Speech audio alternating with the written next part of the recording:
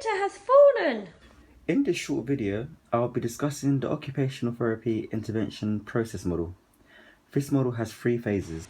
Bonita has broken her arm, and due to being less mobile, she is unable to clean her home.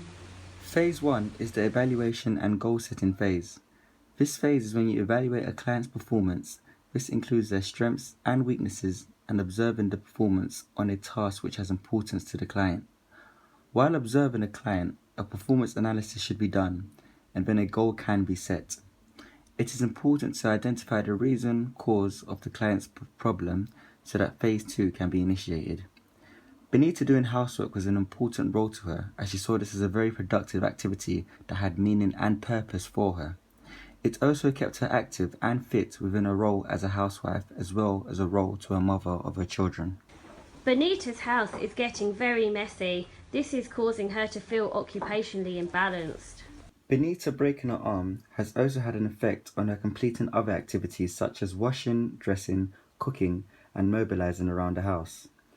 As a result, this has had an effect on her mental state and general well-being, as she now appears low in mood and is reluctant and embarrassed to invite others around her household due to the state it is in. Benita also has a lot of clutter, and this can be deemed as a hazard when walking. Oh, I feel really sad and down. My house is a mess. Phase 2 is the intervention phase. This phase is when you set a model for intervention. There are 4 different types of models, and it varies from the type of model needed, and it could be alternative of all 4. The 2 models we'll be using for Benita are the compensatory model and the educationary model. The compensatory model is an occupational tool, an adaptive device used for an aid for decreased occupational skill. The OT may provide Benita with equipment that will help ease her effort exerted when carrying out activities. An example would be a long-handled bath sponge to aid for better reach when bathing, or a grab stick to help her pick up stuff from the floor, as this can possibly prevent a fall if she was to attempt to bend over and pick something up. The OT can also use the educationary and teaching model. This is an educational program which is used to teach groups on how to perform activities of daily life.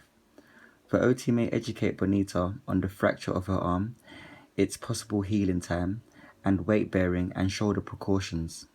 The OT may also discuss energy conservation techniques when carrying out domestic and ADL tasks, as she may now find these activities more challenging and tiring. The OT will liaise with the social worker to possibly arrange for care until her arm gets stronger and demonstrates better range of movement. I'll get you some home. Benita now has a cleaner temporarily until her arm is healed. Phase 3 is the re-evaluation stage. During this stage, we evaluate whether the intervention used in Phase 2 has improved the occupational performance of the task which has been analysed in Phase 1. Once the re-evaluation has been completed, we can then see whether the intervention has worked. If it has, then we can review this later in time. However, if it hasn't worked, then we will need to go back to Phase 1 and repeat the assessment and see if there's any other possible solution. If there has been improvement in the range of movement of Benita's arm, progression and grading of activities can then be carried out. For example, Benita can gradually work with the cleaners in cleaning the house, so instead of doing the whole household, she can just do the living room with assistance. And as her arm gets stronger and she gets more confident in herself, she can progress to cleaning other parts of the household. Benita working closely with other members of the MDT, such as the physios and nurses, is very important in Benita's recovery.